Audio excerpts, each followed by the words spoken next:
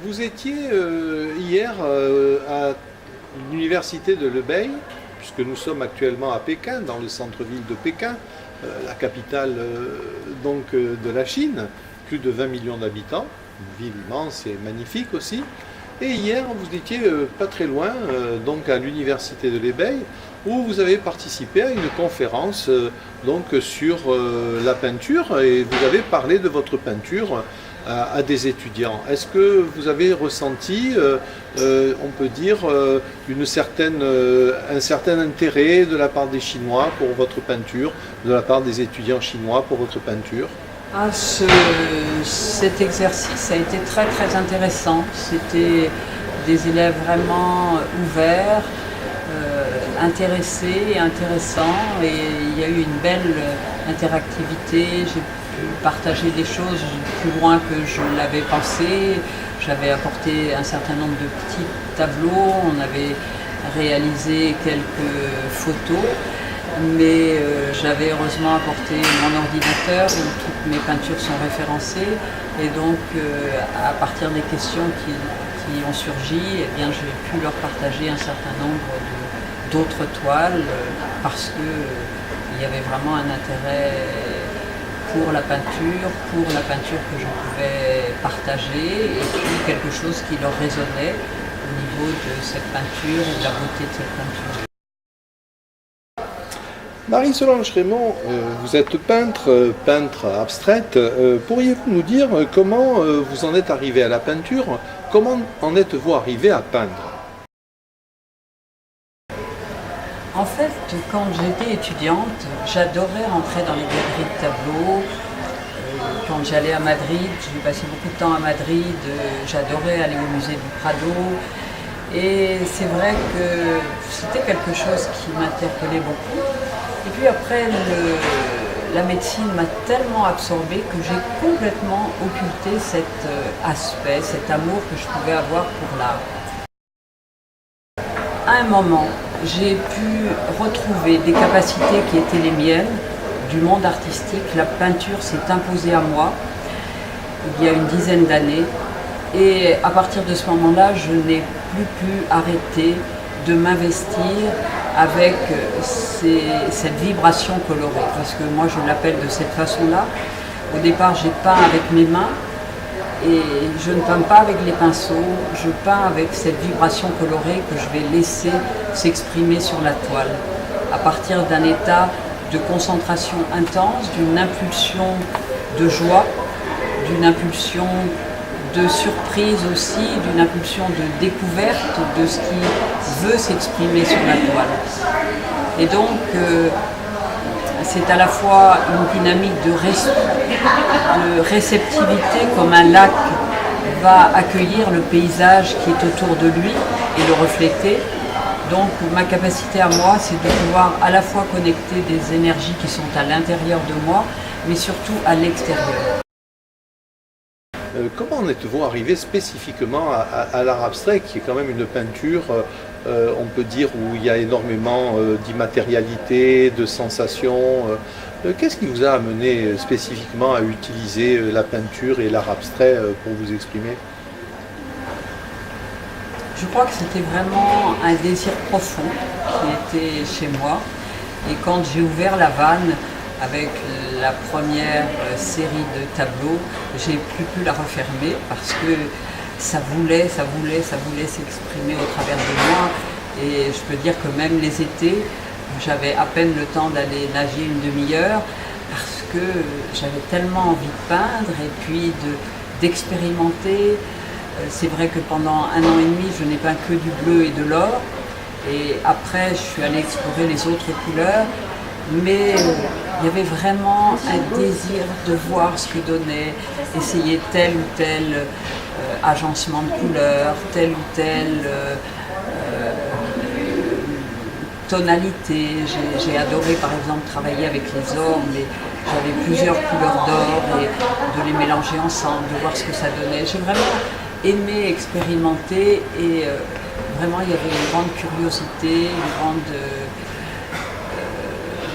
en même temps une grande naïveté quelque part, qu'est-ce que ça va donner si on assemble ça? Mais c'était vraiment pas une réflexion intellectuelle, c'était vraiment de l'ordre du ressenti, de l'ordre de l'expérimentation, de l'ordre de la découverte. Et puis, effectivement, pendant toute cette période, c'est vrai que je n'ai pas approché de peintre, je n'en approchais pas, comme je vous l'ai dit, j'étais très absorbée par la médecine, mais volontairement, je ne suis pas allée voir d'autres peintures à cette époque parce que je sentais qu'il y avait quelque chose qui voulait s'exprimer et je le respectais et je voulais lui laisser toute sa plénitude sans me laisser influencer par tel ou tel aspect.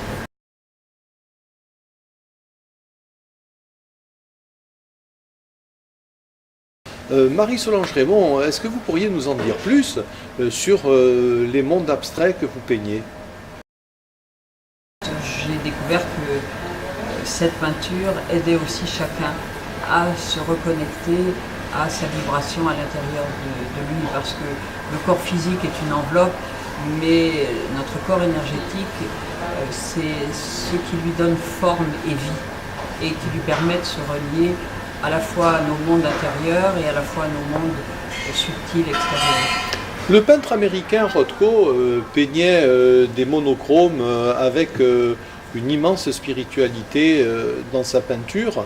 Lorsque vous peignez en abstraction, est-ce que votre peinture est aussi un outil, un instrument d'investigation de l'immatériel? Ah, tout à fait. Tout à fait, c'est vraiment quelque chose dont je n'étais pas consciente au départ, mais cette peinture, elle est en fait hologrammique, c'est-à-dire que en fonction du niveau de conscience de la personne, de l'instant, de l'angulation, eh bien, il y a un niveau tridimensionnel.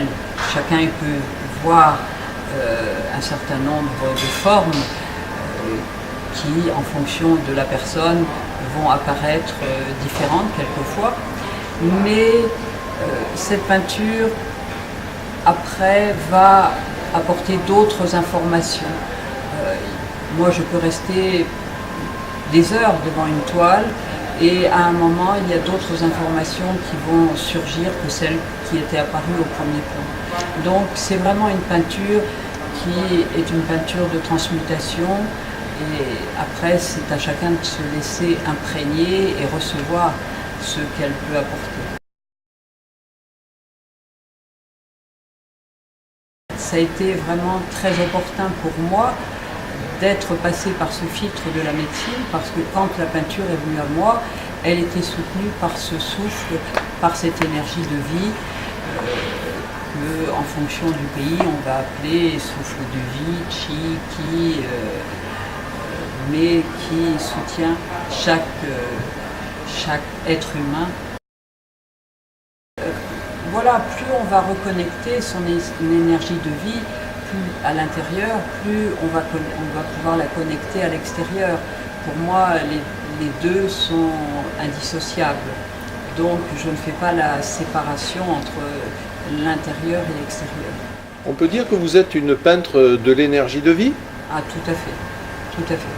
Oui, oui. Tout à fait, parce que chaque fois que j'offre un tableau à quelqu'un ou je peins un tableau pour quelqu'un, cette peinture aide toujours les gens à se mettre plus en harmonie avec leur énergie de vie. Ça, c'est certain.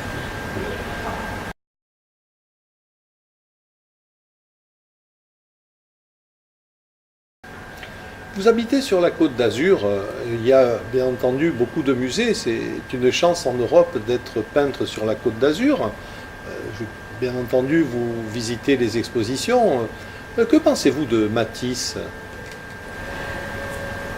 Tous ces grands peintres, c'est vrai que quand on peut voir leurs toiles, aller dans leur musée, comme on a la chance d'en avoir à Nice, ou dans leurs expositions à Cannes, c'est clair que ça nourrit toujours une partie à la fois de notre inconscient collectif et à la fois il y a des résonances qui rentrent en fonction, mais de la même façon que Chagall disait qu'on peignait son monde intérieur, Je crois que c'est important aussi de rester en intégrité par rapport à cette peinture qui veut s'exprimer par un canal donné.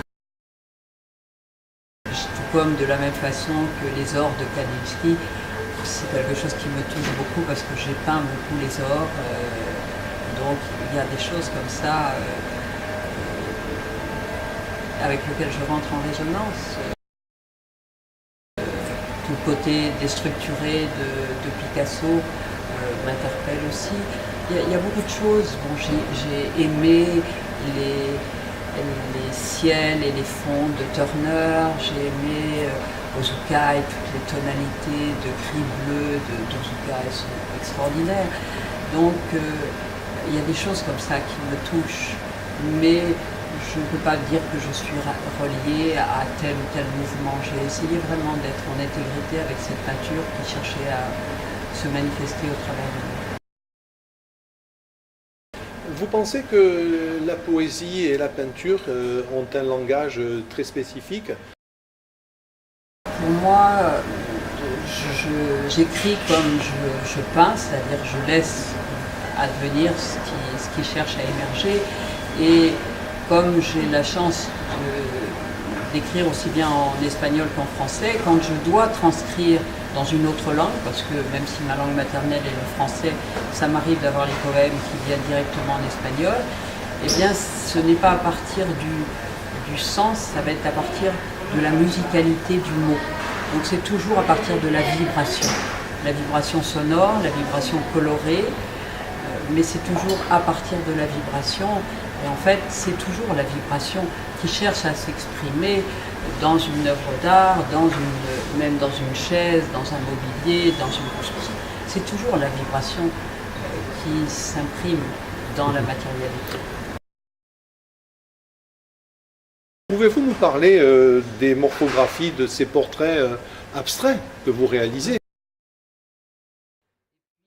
Après, il y a eu de l'expérimentation. Je me suis amusée, je me souviens d'avoir réalisé un tableau rouge où apparaissait une tête comme un crâne de profil. Et puis, je me suis dit, bon, qu'est-ce que ça donnerait si je le peignais avec les couleurs des différents chakras, des différents centres énergétiques.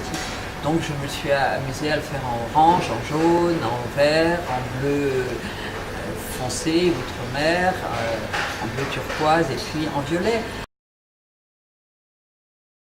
Vos portraits sont peints en abstraction. Donc comment vous y prenez-vous techniquement, plus généralement pour votre peinture, d'un point de vue technique, comment vous y prenez-vous? Alors ça dépend. Ça dépend parce que quelquefois, je pars toujours de cette impulsion, de cette énergie de vie qui a envie de s'exprimer. Et puis, je vais laisser travailler l'énergie peinture et à un moment, je peux apercevoir un nez ou un profil. Et à ce moment-là, je vais le soutenir pour pouvoir manifester le personnage qui a envie de se manifester. Pour la série des têtes de différentes couleurs, c'est vrai que j'ai pris un canevas au départ pour le profil et puis après je laisse travailler l'énergie peinture. C'est pour ça qu'on ne peut pas mettre un calque une fois qu'ils sont finis pour le reproduire, mais il y a toujours comme un schéma de départ pour... Marie-Solange Raymond, vous peignez également les instantanés d'âme. Mais comment peut-on peindre des instantanés d'âme et pouvez-vous nous en dire plus? J'ai eu l'idée à un moment l'année dernière de peindre des toiles pour des amis autour de moi. Donc je mettais sur la toile les 7 couleurs des chakras, les centres énergétiques, et puis je faisais travailler la toile. Et là, ça a été très très intéressant parce qu'en fonction des gens,